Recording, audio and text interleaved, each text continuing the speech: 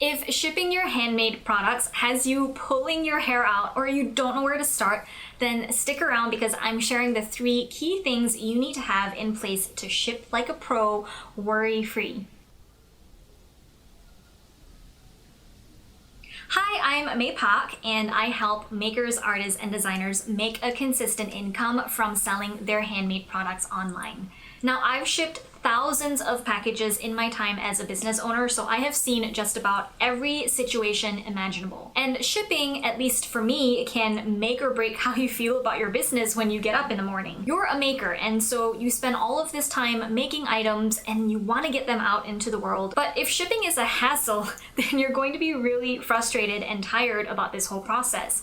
And that is not what we want. You basically want to snap your fingers and have those packages out the door, and that's how it can be if you get a system in place. So today, I'm going to talk about 3 key things for how to set that system up. First, I'm going to talk about how to package your products for safe travel. Then I'm going to talk about software and sites to use for postage and shipping labels.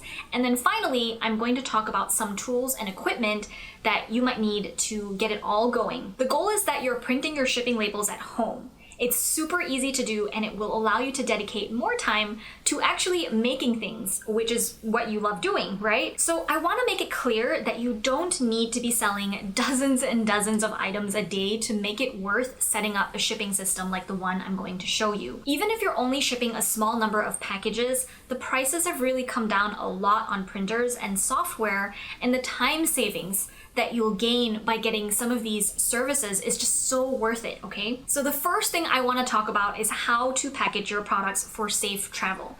Because the first step in any shipping operation is putting the products in a box, right? So when you take your beautifully handmade item and put it in a box, I want you to pretend that the box is being thrown around in the back of a truck, and then ask yourself whether your customer will be happy with what they get at the end of that.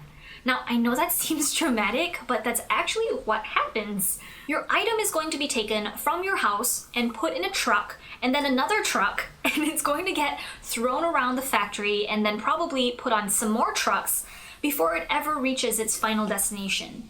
I've even had one time where my package was run over by a truck. Now, I'm not saying we need to account for that case, since it's a pretty rare occurrence, but you get my drift. You want to make sure that your items are packed very, very well. Not only is your box the first thing a customer receives, but it's the first bit of branding that's in their hands that's telling them about what they can expect about the product that's inside the box. So look across your range of products and find the sizes that will work best for you. Then select the boxes or mailers that are going to protect your items. And if it means paying a little bit more for bubble wrap or specially sized boxes, it's usually worth it. So you want to consider the trade-off between the cost to ship an item and the extra money you might have to pay if the customer gets a damaged product. For example, if you ship ceramics and 1 out of every 20 of your items comes back broken, you know it's probably better for you to just pay an extra 50 cents to get the proper packaging to begin with, right? Weight will also be a consideration. I love bubble wrap over something like newspaper because newspaper gets heavy, whereas bubble wrap is just air. One thing that's amazing about the United States Postal Service is they will provide boxes for you for free for priority and express mail. And you can order those online at USPS.com and they'll ship it to you for free as well. Or you can even grab them at your local USPS store. Now, when I was first starting out with USPS's free boxes, I always felt weird just walking in, taking their boxes and walking out the store without paying for anything. But really, that is how it works. But only for their priority and express mail boxes, okay? Don't go stealing their other packaging supplies. So definitely check that out if you're looking to save on costs. Personally, I sell jewelry and I package each item in their own gift box, which provides some of its own protection. And then I use bubble mailers as the shipping packaging. I rarely use boxes for the outside packaging because I don't need to with my product, as they tend to cost more to buy and they weigh more as well, which makes my shipping prices more expensive. So I personally avoid boxes. So there's definitely a lot of room here to strategize how you ship your products, especially since you have to strike a fine balance between giving your products ample protection while not paying an arm and a leg each time you ship. So the next thing I want to talk about is software and sites that you can use to buy postage at home instead of having to wait in line at the post office. So, okay, here is what should happen, right? An order comes in and it either goes directly to some kind of shipping software automatically, or you just input the details by copying and pasting it into some shipping program. Then you package up your product and then a label comes out of a printer and you put it on your shipping box and it's out the door. With a workflow like that, it can take 2 minutes to get something ready to ship. Now, this workflow isn't going to be free, but it's going to save you a ton of time, and that's worth the small cost it will take to get this set up. And you do not need to be shipping a lot of items to make this worthwhile. First, you're going to need some shipping software that integrates with your website and anywhere else you sell online.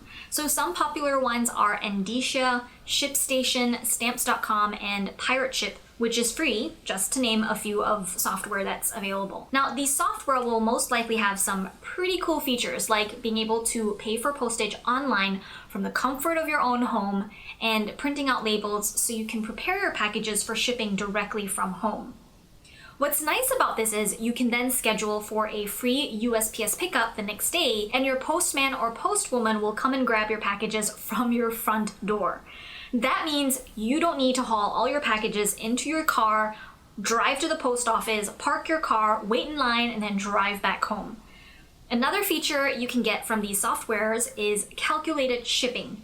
This is a feature that grabs the USPS current shipping rates and looks at the weight you've set for your products and give you the most up-to-date shipping prices. And it does all of this in a matter of seconds, so you never have to wonder how much a package will cost to ship.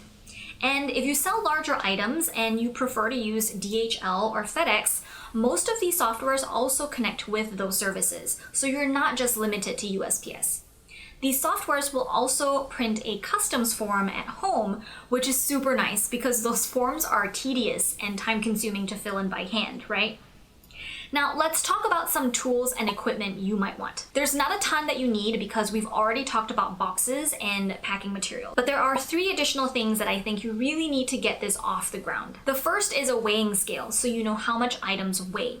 Second is a printer, and third are some labels. So all of the features that we just went over only work if you have an accurate weight on your products and what you're shipping, because most shipping services charge you a different price based on the weight. So you want it to be accurate here so you're not underpaying or overpaying.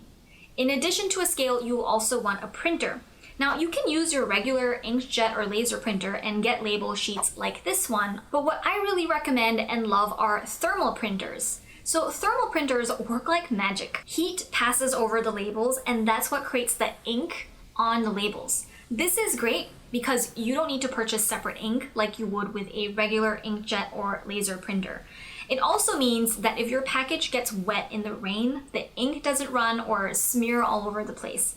Thermal printers also usually come in a much smaller size than your typical inkjet or laser printer, as thermal printers weren't really designed to print normal, regular size documents. These thermal printers will work with thermal shipping labels that come with sticky backs, so it's easy to just print the label and peel it off the sheet and apply it to your packaging. So you don't need to use tape, which is a big fuss when you're printing with your laser or inkjet printer with regular printing paper. So there are some different popular brands when it comes to thermal printers. So check out Zebra printers. That's what I use. I have the LP2844, and I just buy mine refurbished for a really great price for about $100. There's also Dymo printers, which tend to be pricier, but they're trendier and they look a little bit nicer. If you enjoyed this video, give it a thumbs up. Leave a comment if you have any questions for me, and subscribe to my channel for more handmade business tips. And don't forget to stay on to watch this next video on the screen.